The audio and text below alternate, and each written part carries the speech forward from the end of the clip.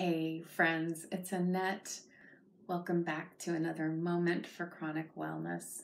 Thank you for joining me here. Today we're continuing to examine the question, how do people deal with having a chronic illness? Here is the very best answer, and I hope every one of you out there watching, whether you have chronic illness or not, can have more of this in your life.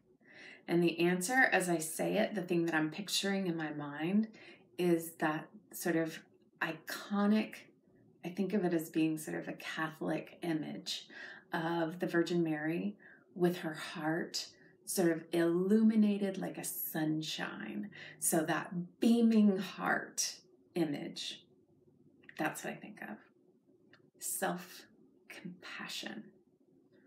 Couldn't we all use more self-compassion? I was talking to a friend this past weekend about a task that she was setting herself to and that she hadn't been able to get started because the inner critic in her head had already told her all the reasons that she was going to mess it up. And I thought, man, what a human experience that is. If it weren't for deadlines, wouldn't so many of us stop ourselves before we even got started on so many things in our life? And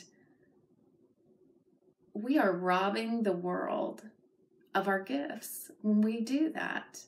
There is only one you, and you are the only one who can bring your thoughts, your gifts, your wisdom, your glory, your shine to the world.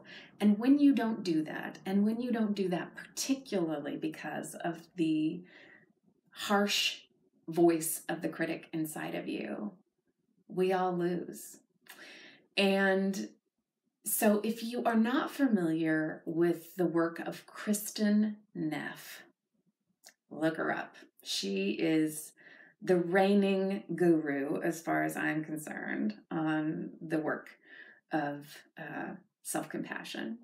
And when I went to school to be an interpreter, we used to talk about having a committee in our minds, and that, you know, while we were interpreting, like 4 committee members over here, would be discussing the meaning of what they were talking about, and 2 committee members over here would be like criticizing our interpretation of it, and 1 committee member over here would be like rocking in the corner, and what all the different committee members were doing at any given moment, like running back and forth, running the show. And I am not going to tell you that I have no committee members who are sitting up there like the 2 Muppets that are like grumpy and judging everything.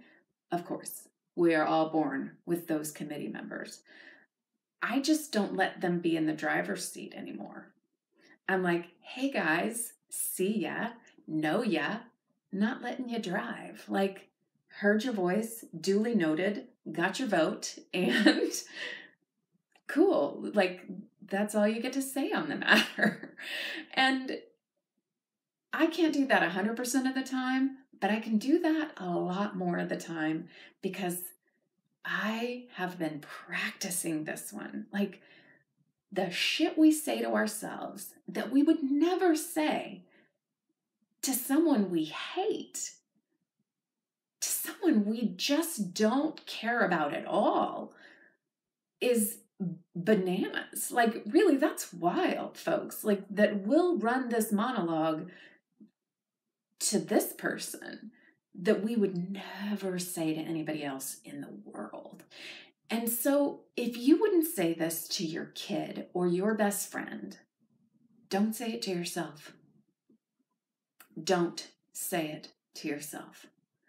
Why kick the legs out underneath the person who matters most in this world? And I already hear some of you saying, like, because I am not the person who matters most in this world. Well, I'm sorry, but you have that wrong. Because we each need to be the center of our own loving care so that we can then center our loving care on other people. And I get that with chronic illness, that means a whole different thing. We need to be the center of our own loving care. You need to be the center of your own loving care. And that starts with self-compassion. That starts with self-compassion. All right.